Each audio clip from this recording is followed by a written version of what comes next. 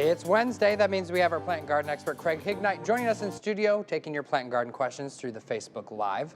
So let's kick this up. Well, actually, before we get started with the viewer questions, you were just talking about there are some things that you can actually start planting in your garden now.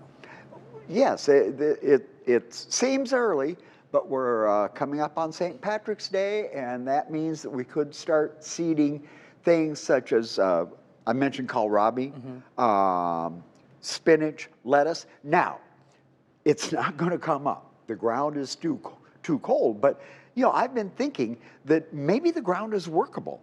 The frost is long gone. We haven't had a lot of rain, so I really don't know how wet the soil is. So you might go out and just turn over a couple of shovels full of dirt in the garden, see what you're dealing with. Alrighty, and we have Lisa who asked, my Norfolk pine is a bit droopy. Any suggestions? Ooh, watch your watering.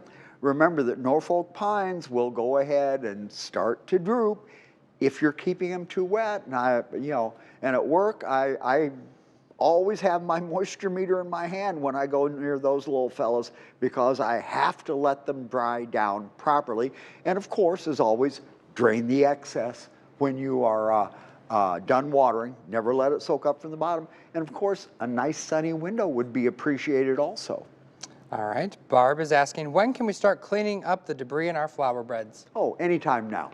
Yeah, we're getting some really decent weather, so you can go ahead and start cleaning those perennial borders off, and you might even find a little sprig of green coming up here and there. Sharon asks, is it too early to uncover strawberries? No, I would actually uncover the strawberries, but I would not get rid of the straw. The thing is, you just pull it off to the side. We're coming toward the end of February, but we all know that March can be an awful month as far as ups and downs in temperature, and you want to have that straw available because if we're getting anywhere near 20 degrees, you throw the straw back on. You do not want your strawberries to be affected by freezing at 20 degrees. Okay. Chad says, what should we do about the tulips and lilies that are coming up if it does freeze again? Nothing. Just don't touch them when they're frozen. That's the only thing.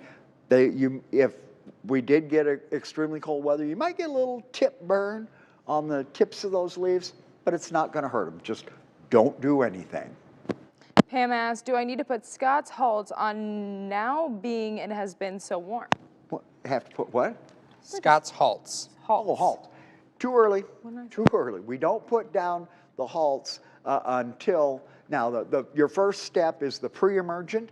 The halts is actually the post-emergent herbicide. So the pre-emergent goes down about the time that forsythia come into bloom. The broadleaf fertilizer goes down when you see dandelions starting to make their first puffballs. Okay. Greg says, will it harm a buckeye tree to trim it now? It is starting to bud. No, it's still early enough that I think we could go, we can get out and start that spring pruning with this kind of weather. We might as well take advantage of it. And then we have John who said, when is a good time to cut back roses?